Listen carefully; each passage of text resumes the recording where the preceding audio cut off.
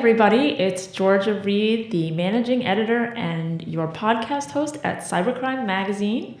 And I'm here today with Mr. John Gomez. He is featured in our Small Giants in Cybersecurity series, where we interview folks from companies who are doing big work, but aren't necessarily household names.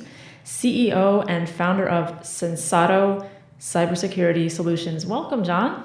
Thank you for having me. Oh, it's great to have you here and actually have you back. That's right. We did the podcast. We did a podcast over the summer. Yeah. Seems like yesterday, but it was. It flies by. It does. Yeah. Well, welcome back. And we're doing the video today. So people who are watching, can get to know you as well as what the company does. So how did you start Sensato and what makes it truly different? So I had been president and CTO at a company by the name of AllScripts, which is a healthcare information technology company. I'd left there in 2011, but I'd always had a passion for cybersecurity and technology. I'd worked for a variety of different technology companies throughout my career and decided it was kind of a unique time to bring that plus my experience in healthcare together. In 2013, I started Sensato. And tell me a little bit about yourself. You started out as a programmer, right? Yeah, so in high school, way Right. back, I cut a lot of class, and my homeroom teacher said, if you're gonna cut class, at least try to do something with the time you're not putting into class. And she gave me the keys to the computer lab, which was really unique back then because not many schools had computer labs. So I taught myself how to program and never really saw it as a career. Was involved in law enforcement for a while. Mm-hmm. After I got out of that, wasn't really sure what to do, interviewed for a job as a junior programmer, and that kind of was it. That was the starting point for my technology career. So you're really the best of both worlds, both the technical side, the law enforcement side, the serve and protect kind of cybersecurity, plus you have experience with the healthcare industry. Yeah. I mean, and what I'm doing now kind of brings together all my passions and experience and life lessons into under one umbrella. So yeah. So Sensato was founded in what year? 2013. 2013. And what have you learned about cybersecurity and healthcare since then? Tremendous amount. I mean, when I went into it, I thought, wow, this is a cool space, and it is a cool space, but really thought it was much more advanced than what it is. And since then, and I guess this isn't just applicable to healthcare, but across industries, that there's a lot that needs to get done and a lot of work, and we're not as advanced, I think, as most would believe we are. You were saying on the podcast over the summer that we're trying to solve yesterday's or tomorrow's problems with yesterday's technology, right? Yeah. I often say that, we're solving 2020 problems, which means that, attackers are really very innovative and ahead of the curve. So I represent that as 2020 problems, but mm-hmm. we're applying 2010, not just software and solutions, but practices. And so there's a disconnect between kind of what we're embracing and what we're doing. And what are you doing about that at Sensato? So we've, I guess, if anything, kind of been questioning a lot of the status quo and what works and doesn't work, and really trying to think about solutions, holistic solutions that marry services and software and technology into things that are extremely practical and people can get their arms around. For example, when we've done risk assessments, we've really focused on, what are the top 10 things we can tell somebody that they have to do now that will really help them mature their security versus giving them 2,000 or 3,000 recommendations. Doesn't mean that 2,000 or 3,000 recommendations aren't there, but we believe you really need to be able to focus and make extremely clear progress in what you're trying to do and how you're going to defend yourself. So you have a couple of products and solutions at Sensato. One of them is called MD COP, and that MD stands for medical device? Correct. Okay, yeah. So MD COP is something that hospitals can deploy? Yeah, so that's actually that comes from one of the things that kind of was eye-opening to us, which was as we did medical device security assessments for hospitals where we go out and try to understand what is their readiness to protect medical devices in their networks, we found that over and over the answers were always the same. You needed, on average, medical devices had 6.2 vulnerabilities per device, and people didn't have specific medical device cybersecurity policies, and they weren't monitoring the devices. So what we decided with MD Cop is, well, instead of charging people to go do an assessment, give them these answers, and then they have to pay to remediate all that, why not just create a standardized solution that says, okay, we're going to take everything we learned, and versus charging you for an assessment and then pay for the implementation of the answers, we'll just give you the answers and develop a more cost-effective approach. And so that's been resonating very well. And we, again, it's that thinking of how can we be holistic, how can we marry practice and technology in a way that makes it affordable, especially in healthcare, because healthcare is economically constrained in many cases. Right, which is too bad because it's patients' lives that could go, be at risk, especially if there's a vulnerability in a device. Without going too much into a technical deep dive, just really quickly, can you give me a summary of how MDCOP works?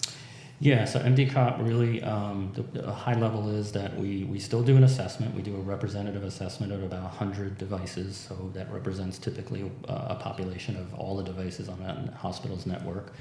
We also do a continuous monitoring program where we deploy our Nightingale platform and tie that back to our security operations center. We deploy honeypots.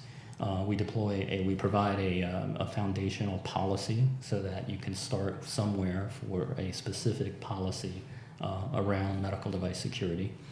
One question I often get is, well, we already have security policies. We already have HIPAA policies or IT policies. Why do we need a specific policy for medical device security? The answer to that, and the reason we do that as part of MDCOP, is most policies today in a hospital around cybersecurity, or even HIPAA, are focused on protecting data. And medical device security has to be focused on protecting lives. Right. So net is a pretty comprehensive package in terms of what the hospitals are getting when we do MDCOP. Okay, and that includes the Sensato Nightingale, which is your security operations, correct? So Sensato Nightingale is the way I try to describe it is, we're all familiar with Office 365, where you have Word and Excel and PowerPoint and Microsoft Access. So Nightingale is a set of modules including network intrusion detection and host intrusion detection and risk assessment and breach detection under a central kind of umbrella, but that's tied back to our security operations center as an option. So you can either deploy the platform on your own, and it all works together and talks to each of the modules, talk to each other without any kind of special wiring or challenges to that, or you can tie it back to our security operations center. Okay, where is that located? We're out of New Jersey. Okay. So in the Red Bank, New Jersey area. How many employees are in the SOC? Depending on kind of, want to be careful how much information we give on that, but I would say there's between 7 and 10. Okay, so how many employees do you have now overall, and where's the company going in the next few years? So between everybody that we have, contractors, a full-time headcount, we're just about 25, I think, at this point. Over the next few years, we obviously are growing. We've got positions open for engineers and salespeople, and biz dev is a big area of growth for us. I think what you'll see us do in the next 2 to 3 years is continue a transition from being a services-oriented company to more of a software-oriented company. Very good. So I know that we have the labor and skills gap right now in cybersecurity. So how do you go about hiring people at Sensato and finding the best talent? That's been a challenge. I mean, it really is. We don't just look for the skill set. In fact, many of the people that we brought on board have not had a background in cybersecurity, but what we're looking for is aptitude in terms of a passion to grow and to develop and have somewhat of a go-getter, self-starter mindset. So in terms of identifying it, we've been approached a lot. Our head of marketing, Amanda, is actually kind of a cool story around that. But we also use what I would consider, traditional means now, like Indeed and things of that nature. So it's a combination of things. We have people reaching out to us, but also us putting postings out and things of that nature. Well, we love to hear about women in cybersecurity. What can you tell me about Amanda and any other interesting employees? So Amanda kind of reached out to us, just sent us an email out of the blue saying, hey, listen, I'm looking to get started in cybersecurity. I've got a little bit of a background. I've been in the Army. I've now switched over to the Army Reserve. And this is where I want to kind of make my career. So we brought her in for an interview. We thought it was kind of a neat kind of initiative on her part. Turns out she has a background in psychological warfare. Oh, wow. So we thought that had a lot of correlation to social engineering and some of the things we do there. But also more interestingly, she had also a background in marketing from the Army. So she now is the director of marketing for us. She's been doing a phenomenal job. And I think she's very representative of the type of people that we want, people that can take their backgrounds, apply them to technology, and grow with the company. And that's really interesting. I mean, Sensato sounds like it's a very cool group of people. You've also been categorized as rebels of cybersecurity or kind of outsiders. That's something that you guys told us. So how do those labels truly apply to you? What do you think about that? How would you describe? Yeah, so I mean, our people are definitely, I think, ultimately, and should be for any company, the differentiator, right? And so we take a lot of pride in the people that we have. Regarding the whole kind of, hey, we're a little different, we're not the typical cyber firm, I think that has its genesis in a few different areas. One is we see ourselves very much as attackers, not defenders. And I think that's critically important. There's a lot of people in the industry, in the cybersecurity industry, that talk about themselves being defenders, yet they've never attacked anything, so it's kind of hard to defend when you have an attack. So we spend a lot of time on that attack side. And we also purposely don't refer to ourselves as hackers or those that we protect against as hackers. We look at them as truly attackers. We also tend to kind of call out that the emperor has no clothes. Like, we question a lot of things. Like, right. Is this really making a difference? For example, SIMs. We hear a lot about people deploying SIMs, but if you look at statistically year over year, most companies have SIMs, but we don't see them actually having any better defensive capability than companies without. Or even if they have them, the chances of them detecting an attack and thwarting an attack aren't any better. And so it's kind of these kind of myths that we've grown up with in the industry that we've kind of come to accept, deploying frameworks and things that we just kind of look at and say, well, as an attacker, that doesn't really matter to me. Like, I don't care if you have a SIM, I'm still going to break in. And so the question should be, what am I really doing to stop that attacker or their psychology? So we tend to kind of call out things. There's other words You're I can honest use, with your clients. You're not just saying, hey, check out this shiny object. The emperor's got new clothes. That always made me laugh as a kid. Yeah. And, he's getting this new outfit, but really it's nothing. It's nothing, and he's right. parading around the streets with no clothes on. Right. So you're saying that it's leaving him quite vulnerable, but Yeah. you're more honest and saying, this is what we need to do. Yeah. And I think that's an interesting mentality about the best defense being a good offense. I mean, you hear people arguing that may not be true in cybersecurity. So, I mean, tell me a little bit more about that. Yeah, there's this kind of litmus. There's two tests I try to tell people all the time to keep in mind when we're thinking of cyber. And the first is the deposition test, which I tell people, imagine yourself having been breached, and there will be a lawsuit, whether it's civil or otherwise, or you're being fined by a regulator. So you're now in front of an attorney, but more importantly, your IT staff is in front of an attorney, or your IT organization's in front of an attorney being deposed, much like here, except maybe without cameras and things, right? Hopefully not in front of the Senate or Congress. But right, but it could escalate. It could escalate, yeah. Right? So the question is, do you want that person in front of attorneys or senators or whoever it may be, more than likely attorneys, being deposed, and speaking about your approach to cybersecurity and your policies and the money that you invested? And if that question makes you nervous, then you probably have a lot of work to do. And so that's one test I tell people to give themselves, is a deposition test. And when you can pass the deposition test, then you're probably doing the right things. So that's kind of one. The second one is, we hear a lot about people doing pen tests. And so we always ask our clients, well, what's the severity of the pen test you want? Which is a question that most people never get. So they kind of look at us a little quizzically and say, what do you mean the severity? We say, on a scale of 1 to 5, 5 being all out, truly reflective of what a real attacker is going to do to you, a 1 being kind of cursory, and a 3 being an average. What severity do you want? And 99% of the time, it's a 3. Most organizations, either clients of ours or not, are very, very apprehensive about saying, yeah, go all out, do a scale 5, especially in healthcare, because there's so much fear of not what could be found, but what could happen to the environment, that we really never really know. Have we found all the loopholes? Have we found all the vulnerabilities? Because we ultimately don't allow the people doing the pen test or doing the assessments to truly act as the attackers. And the attackers don't have rules. They're not calling you up and saying, hey, we're going to breach you next week. What severity breach would you like? Would you like a 5? Or would you want us just to go easy on you and maybe take a little bit of data?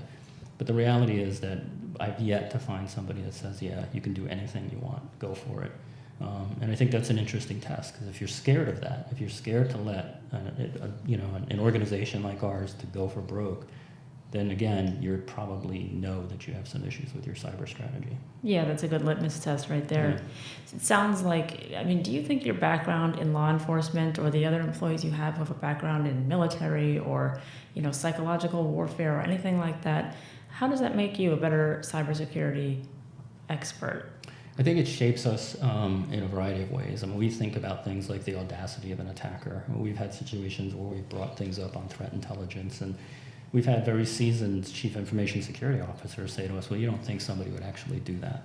And I think from our perspective, we do recognize and respect that there isn't an adversary, that their rules are very different than ours, that their psychology is very different. And so I think that does change how we approach cyber. I think it's a very different perspective, and I admittedly say it's probably not for everyone. I think it's for the majority of people, but there are definitely those who are just looking to check mark and kind of don't want to know that bad people and evil things exist. So. And it's hard to talk to CISOs sometimes. They're very busy, they're very inundated. So how does your company go about with that business development and getting, your product and your solutions in front of the CISO or whomever is interested in expanding for the healthcare, cybersecurity in their company? So we do a lot of marketing and outreach on that side. We also, some of the typical things of attending events and things like that. But we've also been partnering a lot with hospital associations. Mm-hmm. So we're the exclusive cybersecurity partner for the Greater New York Hospital Association, the New Jersey Hospital Association. We're now in conversations with several other hospital associations. We do a lot of give back to the community. We do a lot of free events, which we don't water down. We've done 2-day incident response simulations here in New York State. We've done really? We've done them in Delaware, New Jersey. We've had probably well over 100 hospitals and 300 or 400 people attend those.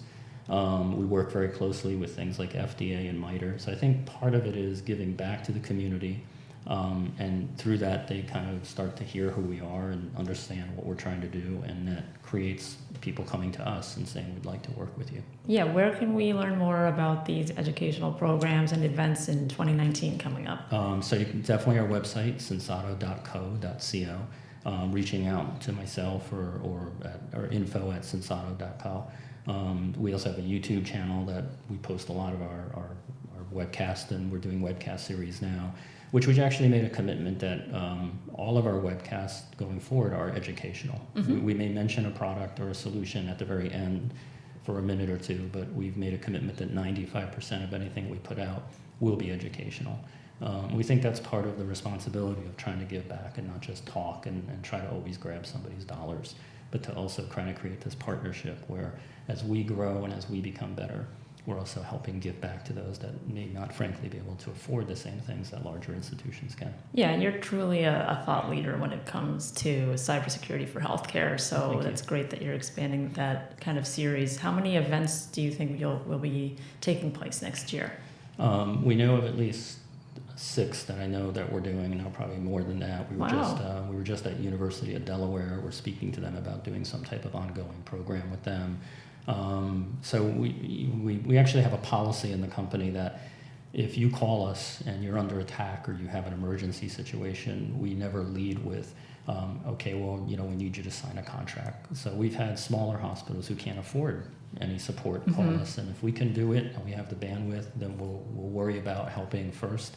So even if they're not a client, they can pick up the phone and say help. Yeah, and we'll do what we can. We've had actually a hospital in New Jersey who thought they had a penetration of their wireless network, and they called us on a Sunday afternoon, and we went on site and helped them, and we know that was something they probably couldn't afford or budget for. So the point here is, I think ultimately, when you talk about law enforcement and stuff and the space we're in, you at some point have to decide, is this truly just for profit, or are you truly trying to make a difference for people and protect lives and protect assets?